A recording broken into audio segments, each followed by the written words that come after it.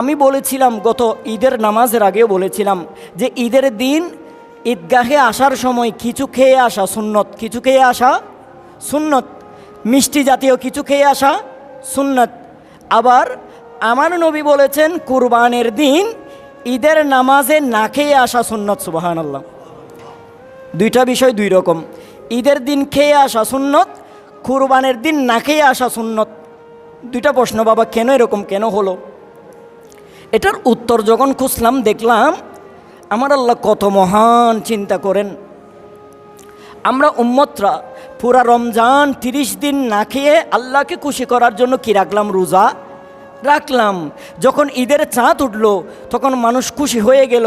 ওই যে না খাওয়ার অভ্যাসে ঈদের দিন সকালে অনেকে খেতে চায় না, কিন্তু আমার আল্লাহ বলে আমার বন্দাগুলা পুরো এক মাস আমাকে রাজি করার জন্য, আমার নবীর শরীয়তকে বাস্তবায়ন করার জন্য পুরো এক মাস খাই নাই।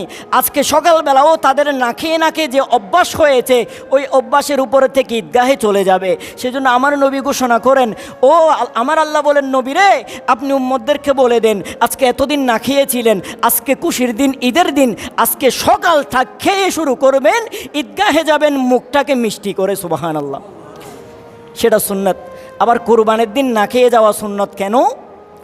কুরবানের দিন এটা আবার অনেকে ভুল বুঝে, বলে যে যারা কুরবানি করবে এরা না খাবে যে, কিন্তু কুরবানি করবে যে এরা না, যারা কুরবানি করবে, যারা কুরবানি করবে না, সমস্ত পুরুষগুলা যারা ঈদগাহে আসে ছোট থেকে বড় সবাই সকালে ঘুম থেকে উঠে ঈদগাহে আসার সময় না খেয়ে আসবেন, সুন্নত। কারণ কি?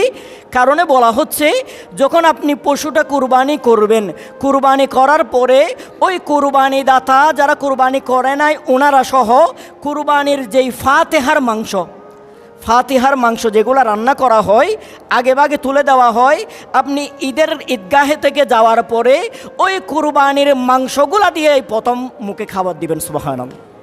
প্রথম মুখে খাবার দিবেন। আমার নবী বলেন এটা তোমার জন্য আফজল, সমস্ত মানুষের জন্য আফজল। কারণ কুরবানির দিন হযরত ইব্রাহিম খলিলুল্লাহ সকালবেলা খেয়ে যায় নাই, ইসমাইল নবীকে নিয়ে গেলেন।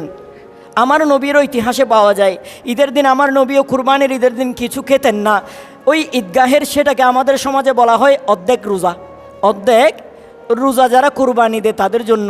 কিন্তু শরীয়ত বলেছে যারা কুরবানি দেয় তাদের জন্য নয়, সবার জন্য, সব মুসলমানদের জন্য আমভাবে বলেছেন, খাস করে দিয়েছেন সেটা যে যারা কুরবানি দিবে না সবার জন্য ঈদগাহে আসার সময় না খেয়ে আসবেন। যাওয়ার পরে কুরবানি দেওয়ার পরে ওই ফাতিহার তবারক দিয়ে সবাই মুখে খাবার দিবেন, খেয়ে মওলার দরবারে শুকরিয়া করবেন। আবার শুধু যারা কুরবানি দিবেন একা একা খাবেন না, প্রতিবেশী আত্মীয় স্বজন যারা আছে, চাচাতো ভাই, জ্যাঠাতো ভাই, ভাইফুত যারা আছে সবাইকে একসাথে নিয়ে খাবেন। যারা গরুর মাংসটা গরুটা ভাঙ্গে তাদেরকে দিয়েও খাবেন, একসাথে বসে খাবেন।